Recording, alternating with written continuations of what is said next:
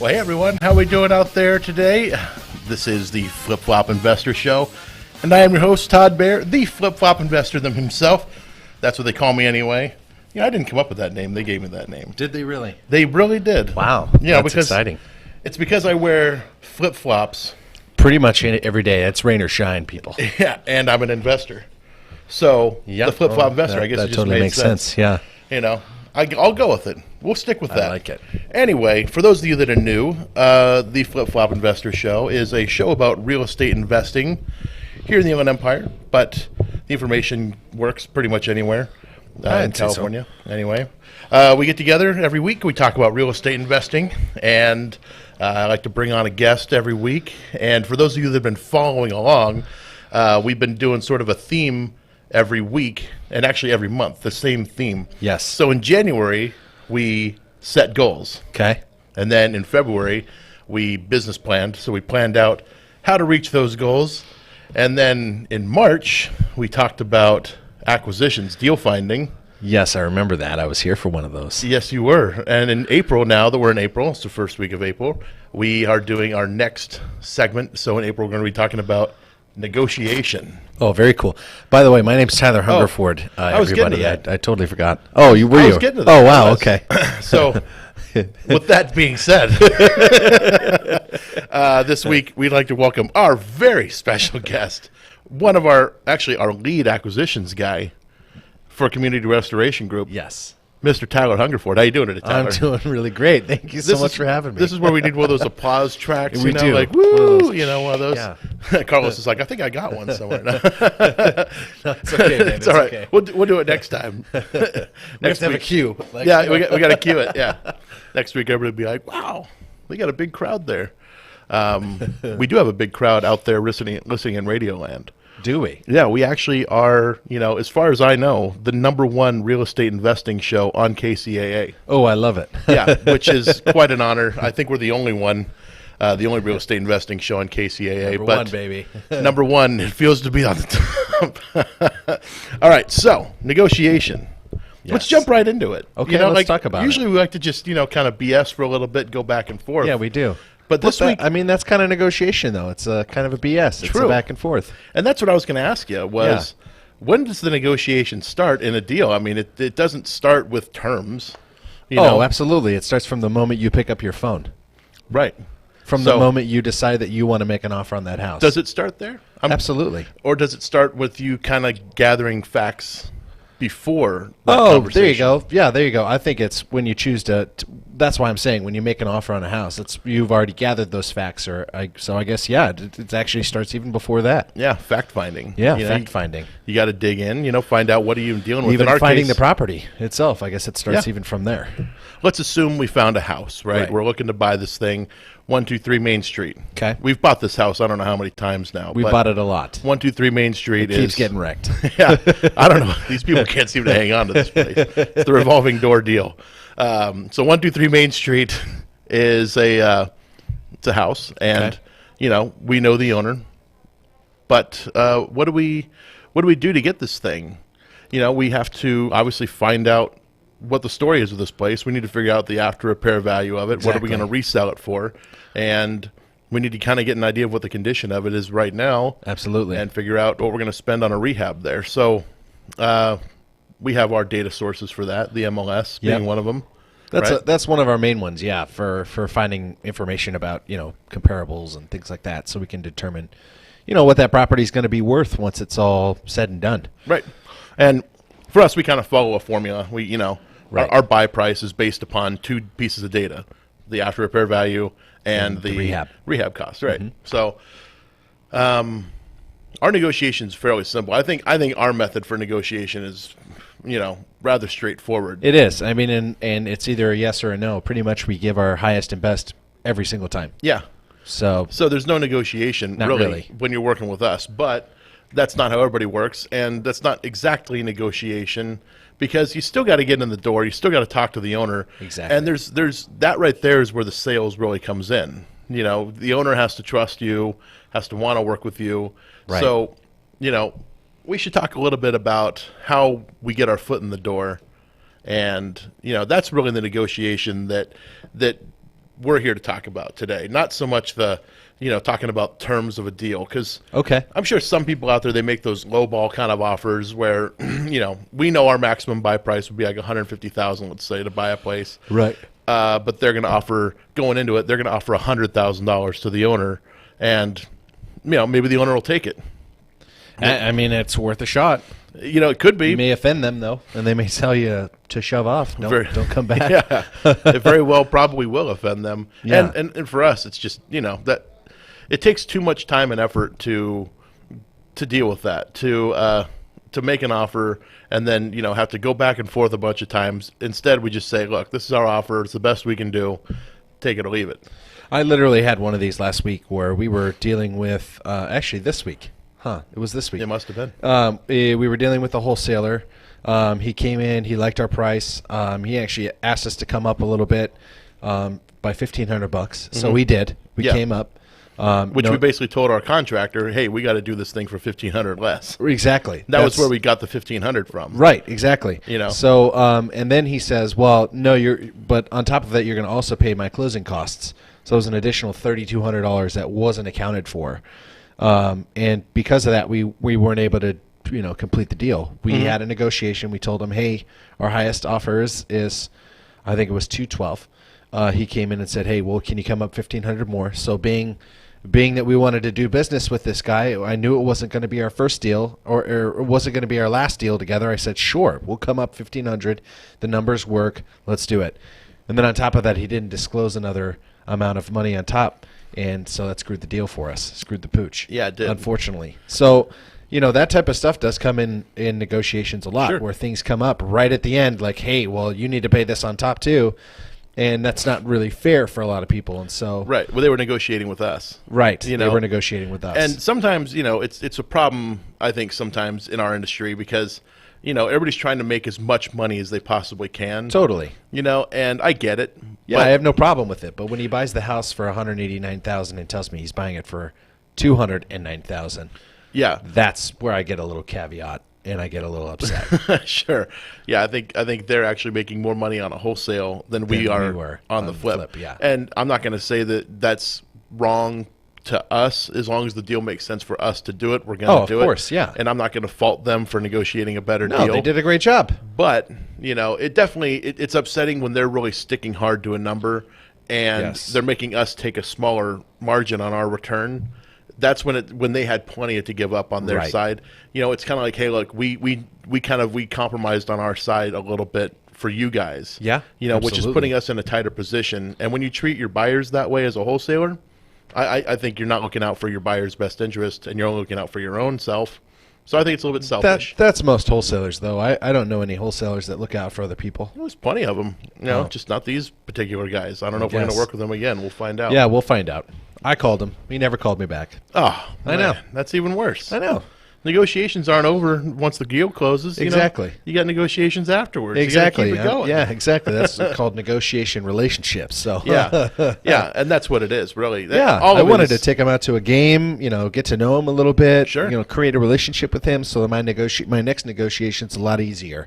So he knows my numbers a little bit tighter. Now you're going to take him out to a little league game rather than, it was going to be a professional It was going to be a professional sporting event. Now it's going to be a little league. It's got to be little league, maybe high school. Maybe we'll go that far. Maybe. It's going to definitely be free. Maybe it's going to be a free event. Bring a sack lunch. Sack lunch, yeah, absolutely. Bring your own sunflower seeds, right? Or choice of snack. Oh man, I know that's a nice date. It is a nice little date. Food for thought. Anyway, definitely. Anyway, so back to negotiation. So you said you wanted to kind of start from the very beginning, right? What do you mean by that? Is it am I looking at properties on the MLS and I'm looking and seeing which ones actually work for us, which ones don't, or is it something that's a lead that's brought in by someone else? What kind of direction do you want? Let's go with your expertise, because in your world, you're not going door to door knocking on doors. No. So in your world, you're calling up real estate agents that have a listing on the MLS. Yep. And this is, for a lot of people, this is the top of the top. When you're a good acquisitions person or you work for a good company that has a good reputation. Yeah. And that's why you're able to get deals through the MLS. Most people struggle to get deals through the MLS. That's very true. They do. That's where 95% of our deals come from. So on the MLS, you're dealing with real estate agents they would have a relationship with their seller, but you still have to, work with these agents, and some of them are new to you and new to us. They've never heard of us, and so we have to kind of reintroduce ourselves and get them to know us. So what do you do to start off the conversation with an agent? So whenever I'm calling a property that looks distressed, I immediately go and I say, hey, my name's Tyler Hungerford. I work for Community Restoration Group. How you doing today? All right. And they say, oh, doing well. Thank you so much. What can I do for you? Do they ever cut you off at this point and say something like, oh, well, okay, you're one of what those do you investor need? guys? Yeah. So, well, what do you need? Well, I'm calling on 123 Main Street, and I just wanted to call and see about the story behind the house. I noticed it was a little distressed and it had some damage to it. So I'm just kind of trying to figure out what's going on inside and how much my repair costs would potentially be. Can you tell me what's the story on this house? Talk to me. You want to do some role playing? Is Yeah, that what you let's, want to do? let's do this. Tell me the story. What's going on with 123 Main Street? It's the Tyler Hungerford show, ladies and gentlemen. No, I'm just kidding. This property is like you said, the house needs some work. Okay. We had a contractor bid it for us. Did you? Okay, cool. They told us it's going to be $15,000 to repair. 15,000. 15. That's okay. correct. Well, okay, 15,000. So what kind of repairs are we looking at here? Well, it needs a new roof. It needs a kitchen. It's going to need 2 new bathrooms. Okay. Fully gutted. You're going to have to repair everything in this house. Oh, is there a lot of issues with plumbing or things like that? What's going on with the kitchen? As far as we know, the plumbing's fine, but the cabinets are all beat up. They're going to need to go out. Okay. And the bathrooms have, everything's outdated. Okay, so you're just saying it's outdated. It doesn't mean I necessarily need to pull the whole thing. Is there water damage? Is there mold? Like what kinds of things are going on? There's some damage to the toilet, to the tub. Oh, okay. And the vanity is an old pedestal sink. It's not actually a vanity. Okay. And there's no mirror. And no medicine cabinet. So was this a licensed contractor, or was this someone that was this a handyman? This is my cousin. This is your cousin. Oh, yeah. Okay, great. And he's a contractor. Oh, is he? How long has he been doing this? He's been doing this for 3.5 years. Oh, wow. Okay. Well, I could tell you that from my experience and from my contractor's experience, he's been in the business for a little over 30 years. No, 3.5. Oh, 3.5. Oh, my contractor's been in about 30 years. And so he's given me some kind of rough numbers when I'm looking at different things in a house. At least $10,000 on a new roof, depending on the size of the house. Mm-hmm. Anywhere from $2,000 to $5,000 in each bathroom, and an additional $10,000 to $15,000 on a kitchen. So that's ridiculous. I agree. Those are kind of crazy numbers. My cousin could do that bathroom for $1,000 each. Really? And they could do that roof for $1,500. So if the city was to come by and pull permits on that house and say, hey, where are the permits at? All of that kind of stuff. Is your cousin going to be able to provide those for him, or does he do a lot of his stuff off the books? My contractor does stuff off the books. Okay. So that's the difference, right? So someone who does stuff off the books can do it obviously for a lot cheaper. But the problem with that is there's not a lot of quality when it comes to that. So what I like to do is this house is in San Bernardino. I mean, it doesn't need to be, amazingly beautiful. So, well, let me ask you this: if you were to move your family into this area, would you want to live in a beautiful house, or would you want to live in a poorly constructed house? I live in Rancho Cucamonga. I would never live in this house. Okay, well, that tells me another thing about you. That's totally fine. I totally get that. But for me, and whenever I'm looking at a house, I want to provide the best I can for that family moving in.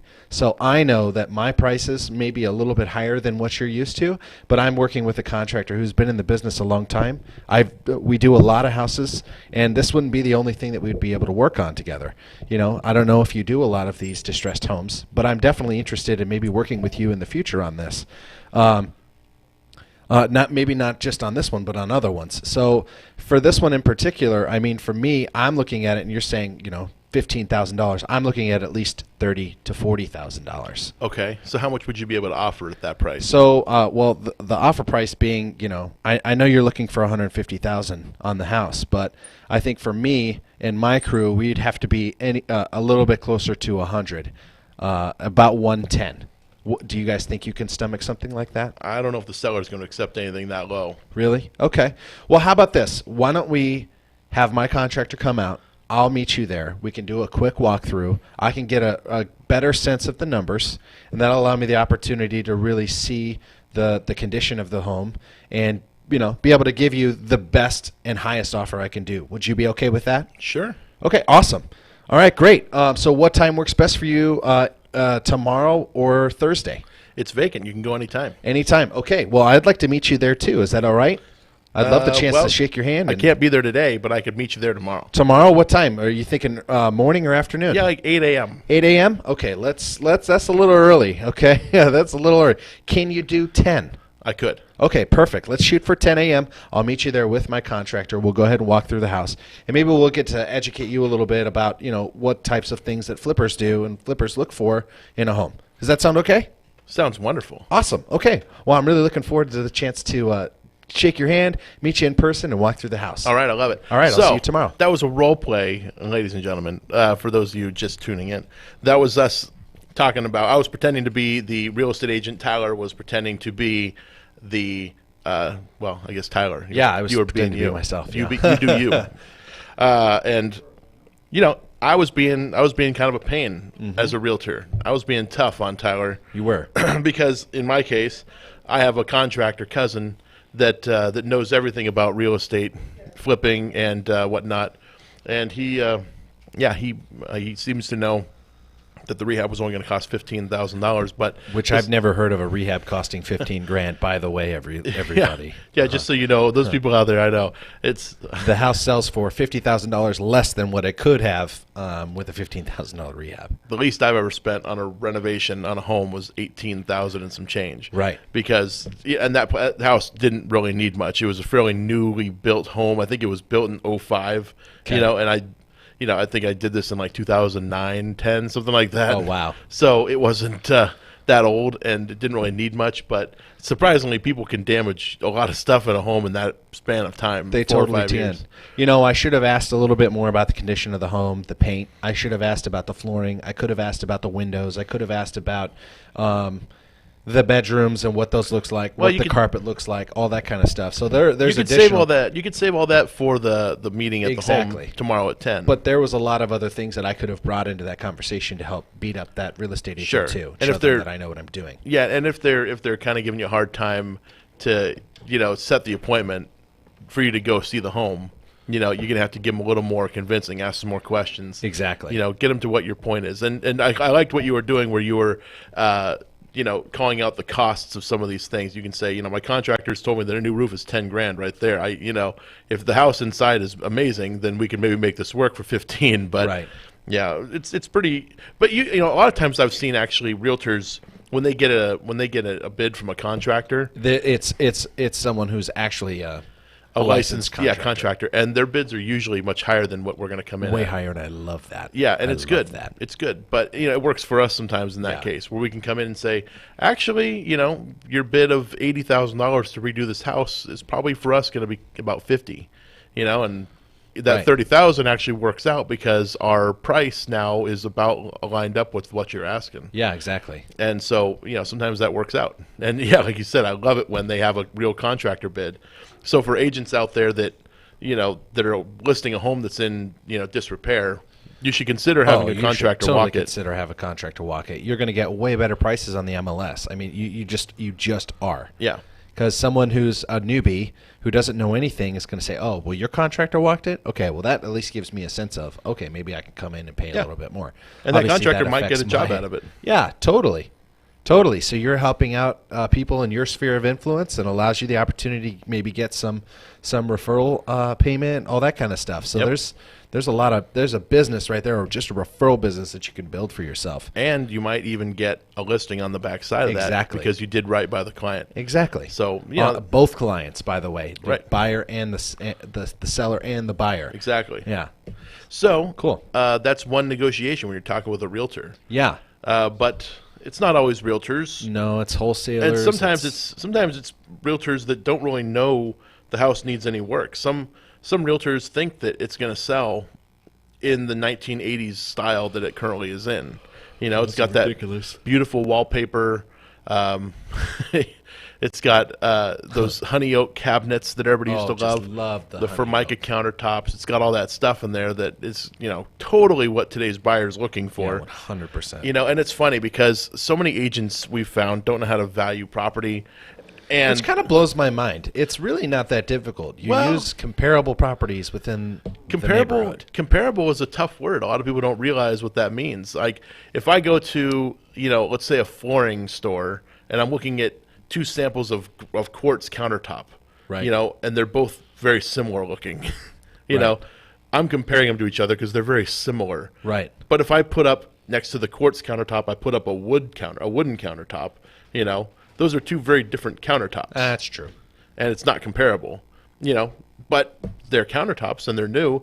And a wood countertop in some designs actually would get you a higher value because, Very true. it's a new thing. And especially if you do it like on an island and do the countertop in quartz, but then if you do an island with like a wood countertop, kind of accentuates it, creates a cool look. That's, sometimes something you're looking for, but that's more of a high-end thing. That is more of a high-end thing, yeah. And so, new typically is going to be better when it comes to value, as Okay. far as I'm concerned. If you got like those old Formica countertops that look like a wood countertop, Right. Those veneer countertops that are really popular in tract homes in the 70s and 80s, you get those things, and it could be in perfectly good shape, and they look basically all right. I mean, I've seen homes where these things are still well intact, or like tile countertops. Yep. Popular in the 80s, also the 90s. Yep. Where you had these tiles, We little, used to have tile in my house. yep, little white tiles, Yep. right? And so, those were popular. But today, I mean, a lot of people are buying homes, they want granite or quartz at Right. least. So if you still have the tile countertops in there, it's going to look dated, Exactly. and I agents just think, the house is clean and in good shape.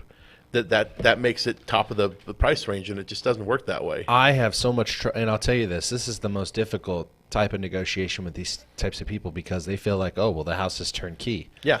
Well, And it is. It is. Yeah, the It house is. works fine as a house. There's nothing Yeah. wrong with it. Like it works. The water heater's there. The AC's fine.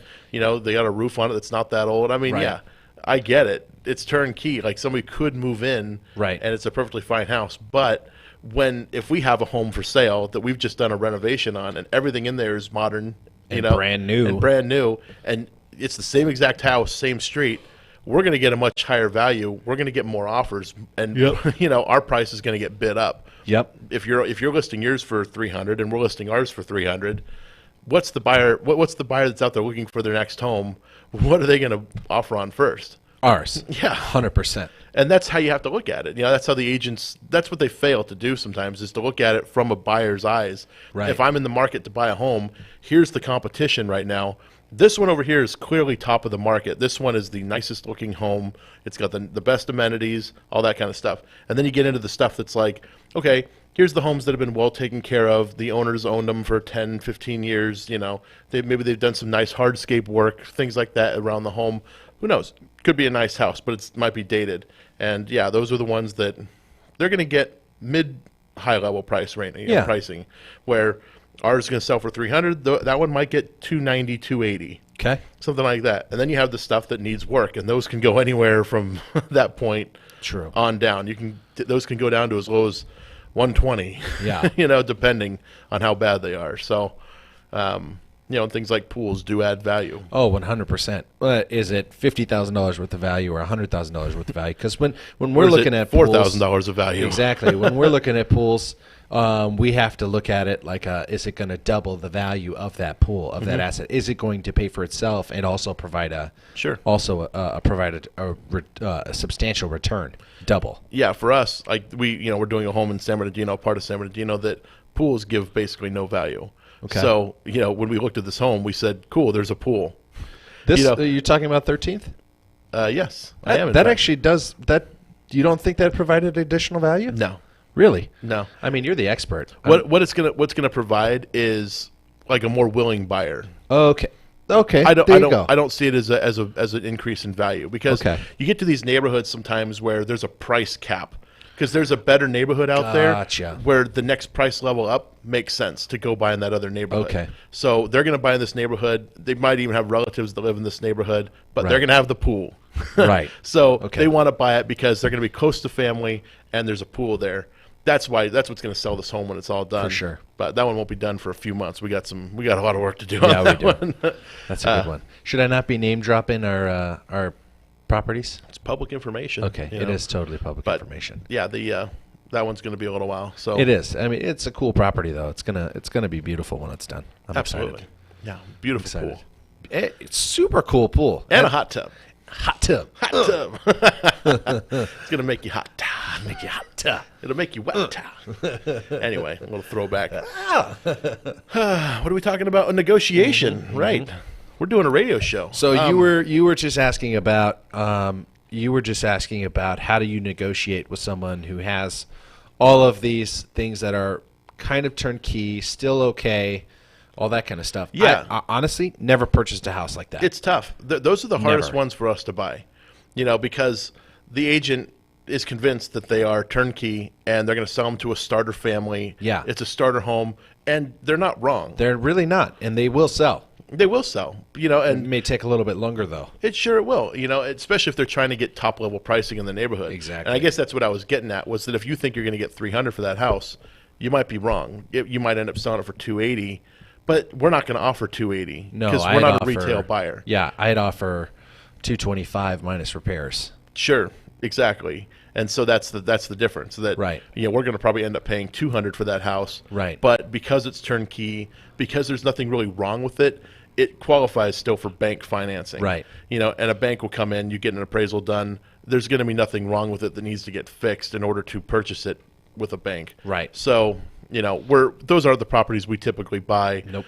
But some homes are really dated. Really, really dated. And they're not getting any offers, which creates a new distressed situation. So when the home's been on the market for 5-10 days, maybe even a month, they're not ready to entertain an offer from us yet. No. But once the property's been on the market for 3-4 months in an area where properties are selling fairly quickly, call it Riverside or Moreno Valley, or actually really anywhere in the Inland Empire right Serious. now. Those are the ones where if they're not selling, the seller's starting to get a little antsy and probably bugging their agent, like, what's going on here? Yep. And so that's when they start opening themselves up to investor offers, where we say, hey, this house needs a full facelift. Yep. And this is the best we can do. We can offer you $200,000 for this house, and we're going to go in and give it the facelift. Then we'll probably end up selling it for $300 when it's all said and done. I mean, what's nice is, and what I like about what we do is I literally tell people, this is what I'm probably going to sell it for when it's done. Yep. This is what I think it's worth when it's done. And they kind of appreciate that honesty. Mm-hmm. So then they say, well, why can't you go up on your price then?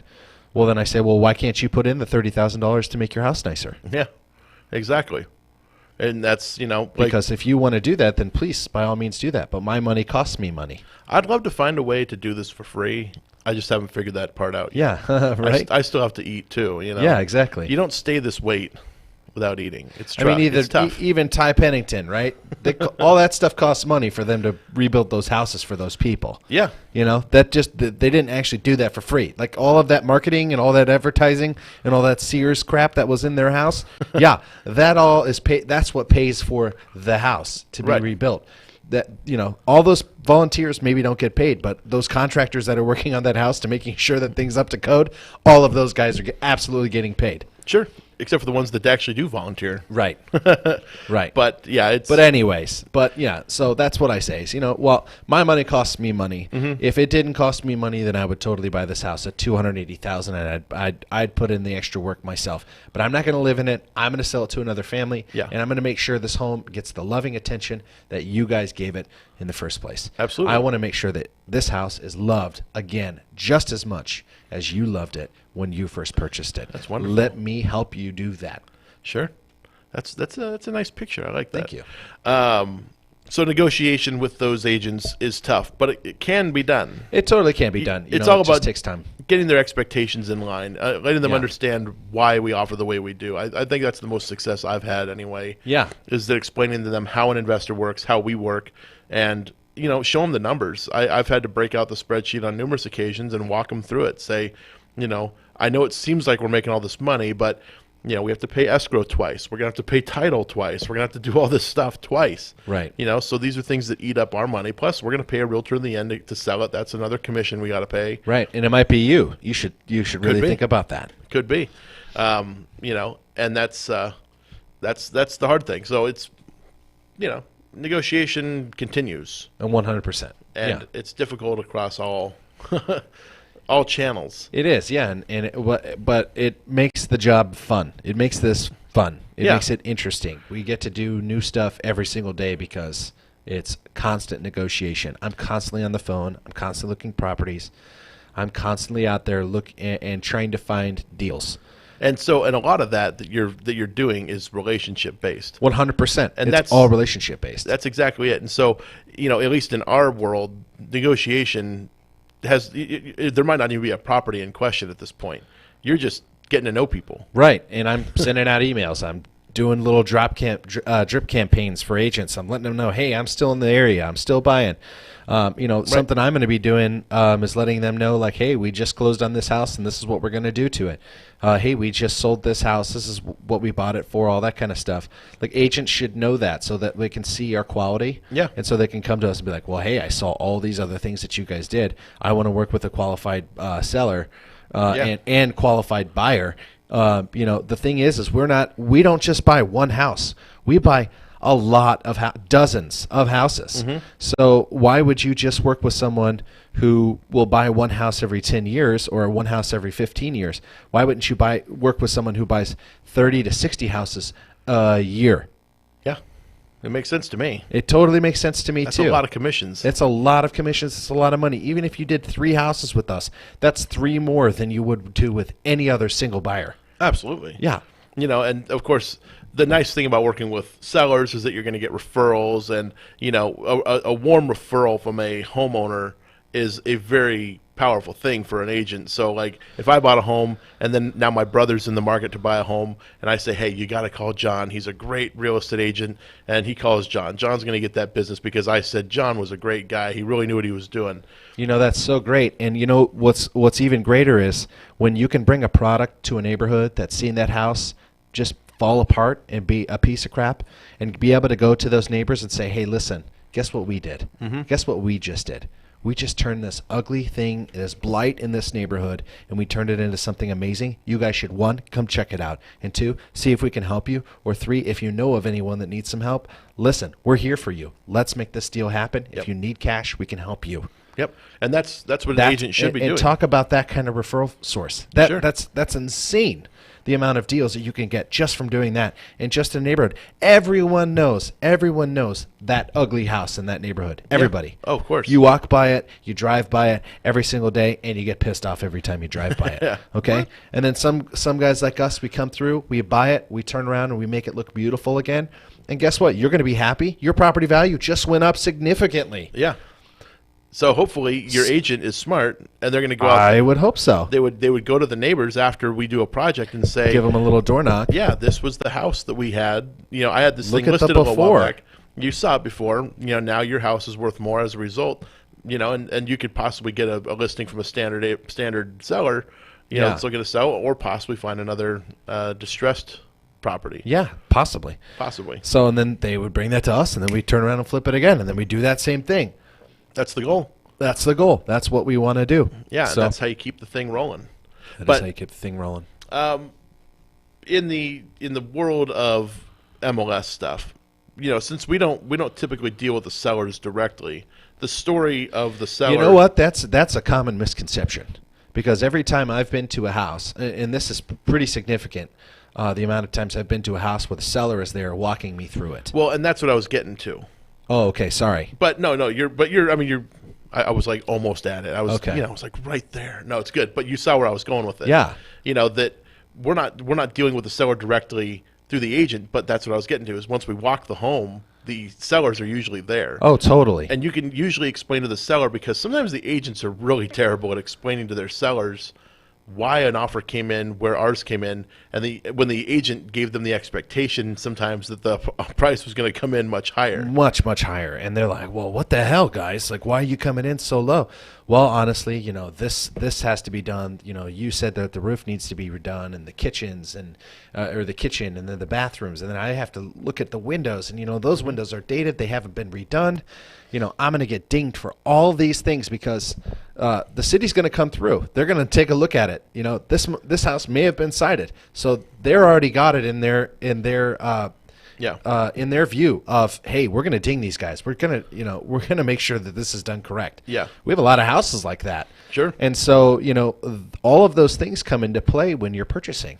And so all of those things come into play when you're selling at that low rate too. Yeah. So being mindful of that and being understanding of that really helps the seller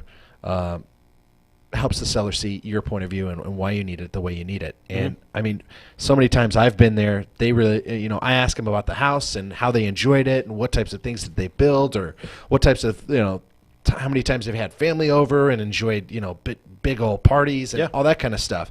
I try and get in tune with that person, because I know they put their blood, sweat, and tears into even buying this house originally. Sure. They took the time to figure out this neighborhood. Maybe the neighborhood went to crap, or they had a family issue or whatever, and maybe grandma was living here and grandma just passed away. And this was a family home, and they really enjoyed everything that all the time growing up. Yeah. It was, you hear all the stories. All the time. You do, and you got to ask them. That's important in a negotiation. That's how you create that rapport, that empathy, and that relationship. Yeah. And that has led to so many houses coming our way, is because we're really good at creating that relationship. Even if it's only for 5 minutes. Sure. You can show someone in that 5 minutes that, one, you care, and two, that you want to better this house and make it beautiful again for someone else. Yeah. So that they can enjoy it just like the kids did when with grandma or whoever, but anyway, just by giving them that picture of, hey, someone else is going to come in here and enjoy this thing once again. Give it to us. We can handle this. We have handled it.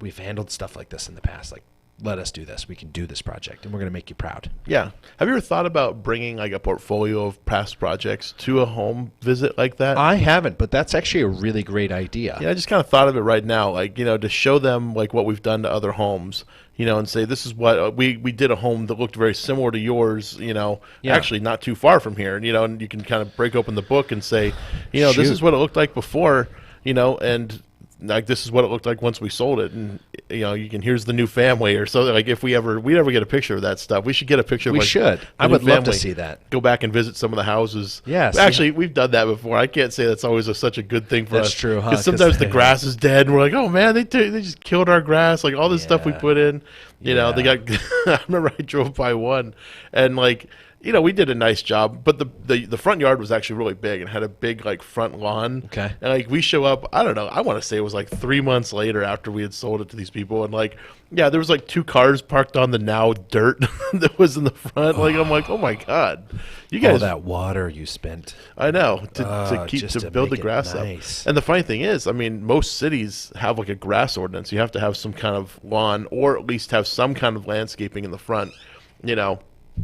And I don't think cars qualify for that. Nope, definitely does not. That is a yard ornament, though. It is. Yeah, kind of like in that movie Cars. Yes. Yeah, they that was like one of the most depressing things I'd ever seen, because it wasn't even that long.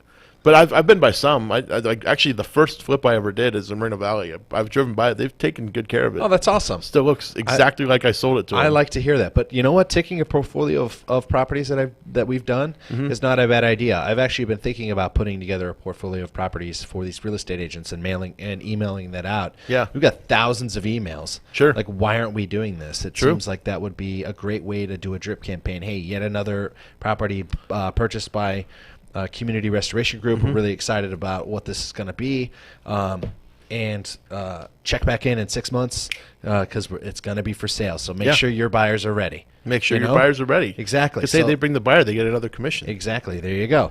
So maybe that's a good marketing campaign. We should really consider that. Yeah, and part of negotiation. And it's a great part of negotiation, because you can tell people, hey, listen, we've been around the park a couple times. We know.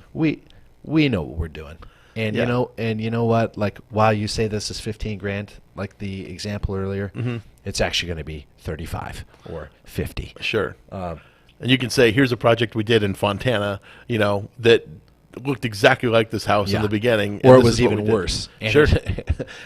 Well, you'll find when you get into this business, a lot of people that are new, if you've ever driven a lot of different neighborhoods, you've probably noticed that there's a very similar look to homes, especially here in Southern California. Of course. I mean, there are these floor plans that just work. It's a good floor plan. You walk in the front door. There's a living room on either your right or your left. And you have a formal dining room maybe somewhere around there, and then you have the kitchen straight ahead on your right or left, and then you have a hallway somewhere out there. That there's these very typical floor plans, Right.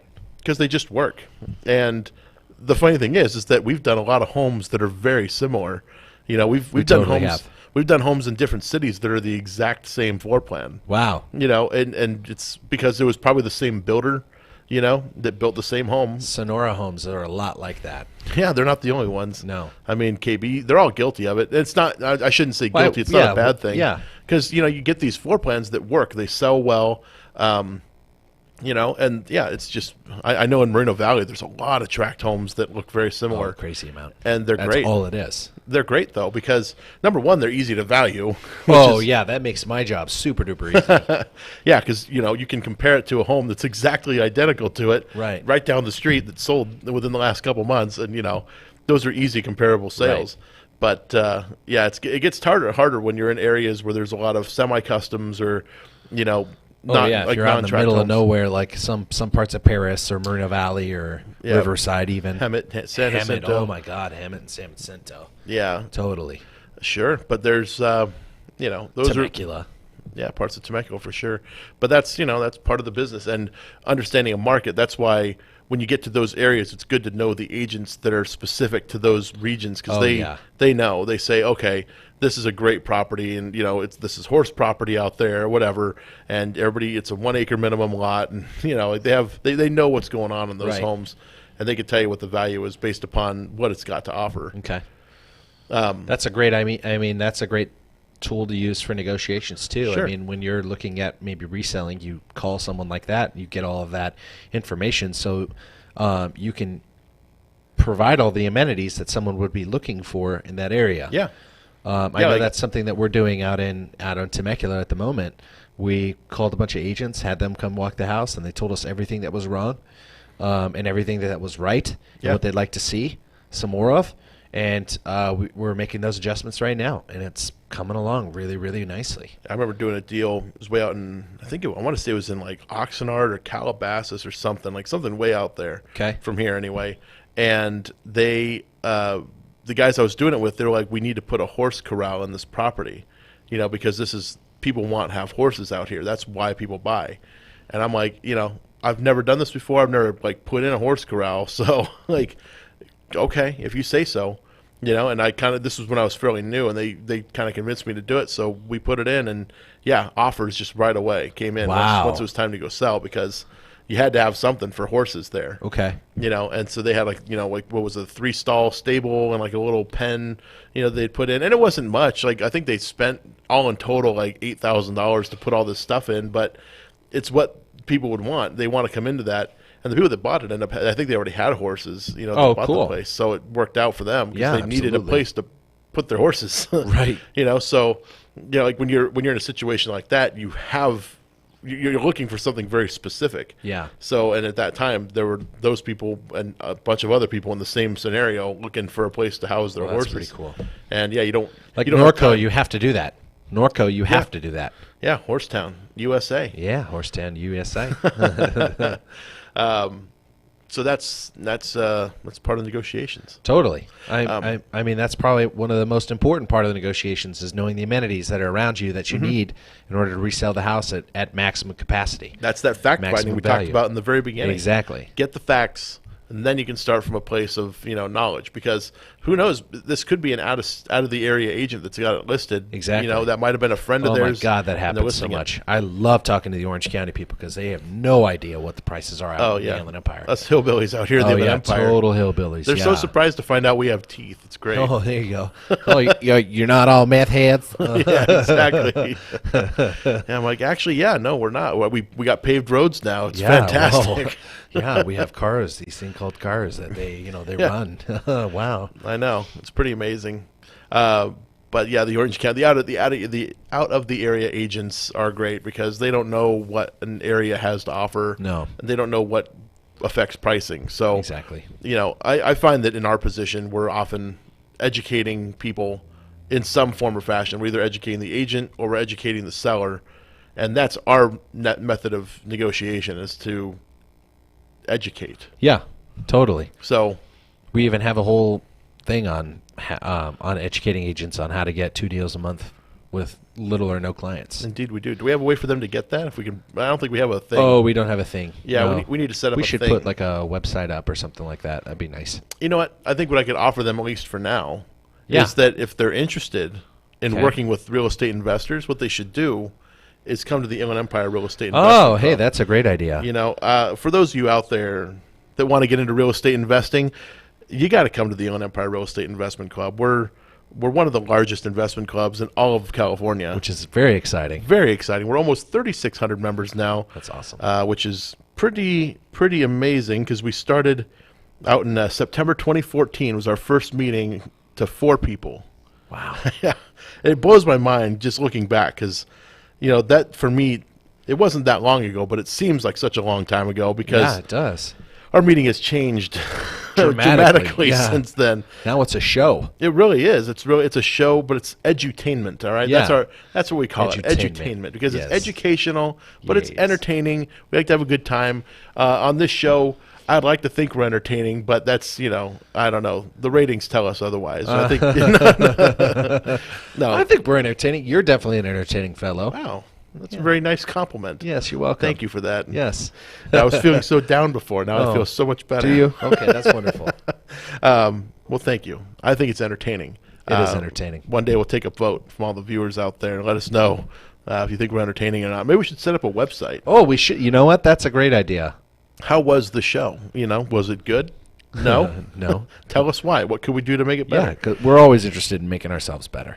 Anyway, back to the investment club. Yes, You got to you should come check totally it come out. out. Our next major monthly meeting is going to be on April 25th. That's going to be at the Loft 84 in downtown Riverside. We open the doors at 6 o'clock p.m., and that will go until they kick us out, which is right around 11-ish or so. It's a good meeting. We have a format on that one. It's a paid thing, so it's $30 because as much as Loft 84 loves us and as much as we love them, they don't give us the room for free. No, they definitely don't. and What about the coffee? The What day is coffee? that? Well, that's going to be the Saturday before. We always do a Saturday morning coffee event the Saturday before Okay. the main monthly meeting. So that's going to be Saturday, April 21st. 21st. Okay, awesome. And we're doing that at Arcade Coffee Roasters now. I love arcade. Arcade was cool, but it was our first time doing them there because Lift number 2 in Riverside closed totally down. closed. And they didn't tell us. They didn't bother letting us know ahead of time. After being there a year. After going to our Saturday morning coffee there blows my mind. for a year. But hey, what can you do? I mean, yeah, what can you do? If you're losing business, that sucks. I wouldn't want to talk about it much either. Yeah, so we had to move it to Arcade Coffee, and you can get the address. All the details are up on meetup.com. Look up the Inland Empire Real Estate Investment Club, and it'll give you all the details on where we're doing our meetings and what time they're going to be. But we don't reveal who the special guest is at the monthly meeting. And I've been getting a lot of questions about this, actually. People have been asking me why we don't do that. And the reason being because it's always somebody that's going to blow your mind. Right. And I don't want you to miss it because you might have a preconceived notion about somebody. Exactly. I want you to show up and be amazed once you get there. Which is funny. But also some of these people, if you use their name when you market your meeting, they want money for that. So Oh, that happens. Yeah. we're trying to keep the cost as low as we can. It's $30. It's not that much money, but yeah, it just helps us cover the cost of the room. We do have food also, so if you come hungry. We got tacos, which are great, Super great. from the Taco Man. And that comes with, entry. That's part of your entry fee. Yeah, your entry fee. You can literally eat as many tacos as you want. Absolutely, and yeah, please eat more because we always end the night Always with have so much. extras, and I can't eat them all. I've It's tried. too much. It We doesn't have work. tried several times. And there's a bar, so if you're into that sort of thing, you could come and have a glass of wine or 6 or 7 glasses of wine like some people have done, and it's pretty funny. It is pretty funny. We have a good time with But that. bring your business cards because that's what the Definitely. meetings are for. Definitely. And Networking is crazy good. yeah, come meet me. Come meet Tyler. Meet my other business partner, Yes. Stephen McKee. He's a real gas, and the rest of the team. Everybody's there. We get a bunch of investors in the room, and they're all all good people that are there to help. So Absolutely. if you're interested in working with investors or becoming an investor yourself, check out the Inland Empire Real Estate Investment Club. That's our commercial. And we still got a few minutes left. So, Do we? What should we talk about? What have you been doing? What have you been working on? You haven't been feeling well lately. I haven't been. No, yeah, I've been feeling a little sick. I've got some issues, I think, with my kidneys and stuff like that. So, but I'll be okay. I've been drinking a lot of water. It seems like it's helping a lot. So That's I good. felt really, really good today. I woke up feeling good, and I've been up all day, so that's a plus. I haven't had to take a nap or anything. That's I will awesome. be taking a nap later, though. I can totally feel it coming on. Uh-oh. But that's okay. But yeah, so I'm out there searching for property, trying to find new deals, and putting together a marketing campaign. And I was just going to point out that it is nice to be able to be self-employed in a way where you can take a couple of days off and you can be sick, and it's not gonna affect you. Yeah, you know? I mean, it does. I mean, it doesn't affect me in my bottom dollar, right? And that's awesome. But I mean, it does affect my ability to value property like I want to and be in the office like I want to, because I love being there. Sure. I love hanging out with you and Steven. We always have a very good time. So, as part of my job, I want to do everything I can to be the best I can. And so by being sick, it's really limiting that, and it's making me frustrated. Because I feel like I am a high performer, and I'm not being able to do that at the moment. So it's frustrating. I hear you. You'll get over it. I will get over it. You're right. I'm currently in negotiations with my body, and it's not going well. Yeah, exactly. My body's winning. Yeah, my body's definitely winning. But hey, we're on our way and trying to feel better, and today was a very good day. So so I'm currently working on several different deals. I've got I help with joint ventures for people. So whoever wants to do a joint venture with a community restoration group, I help set up a process with them and help them value their deal and move along their whole negotiation. Actually, so how should people get in touch with you? You should email me at Tyler J Hungerford HUNGERFORD @gmail.com. That's my email, or my phone number is 951-660-5981. Wow. So those are the two ways to email me or call me. Those are the ways that you should set yourself up. But first and foremost, if you are going to do a joint venture deal with us, you need to sign up for crg.email. That'll give you a great resource for starting your investment company or investment journey. There's a lot of amazing tools on there, and a lot of ways that you can find out how to find deals, and then how to value them on top of that. Yeah. So that would be the first place I would start. It wouldn't even be calling me. How do I get that again? crg.email. You put in your name and your email address and I think your phone number. What is that? Is that that's a website? No, it's actually not a website. It's a capture site where we get your contact info, and then we immediately email back out an email from Community Restoration Group that basically gives you all of the information on our business, how we run it, how we do it, and how you can emulate and do it yourself. So how do I get to crg.email? Is that a Snapchat? It's not a Snapchat. You literally just type it into Google and it'll pop up. Oh. Interesting. So it is a website. It is. Well, I guess it's partially a website. Like I said, it's a capture site. So it's. No, I've signed up for these things before. I've gotten spammed a bunch of times. Oh, this is not. No, this is one email that comes back to you one time. So you send us this, you get one email, and then whenever we update it, obviously, so you have the most up to date stuff. Then we do email you again. But that's it. Okay. Well, that's fair. It is fair, right? I like that. Yeah, we're not trying to spam you with a bunch of stuff. Yeah. This isn't some kind of we don't make money. Well, we are a little information. crazy crew. No, we don't make money selling information. A lot of people do make money selling information in this business, and we're not one of them. So no, yeah. Anyway, No, thanks. I want to thank everybody for tuning in for the Flip Flop Investor Show.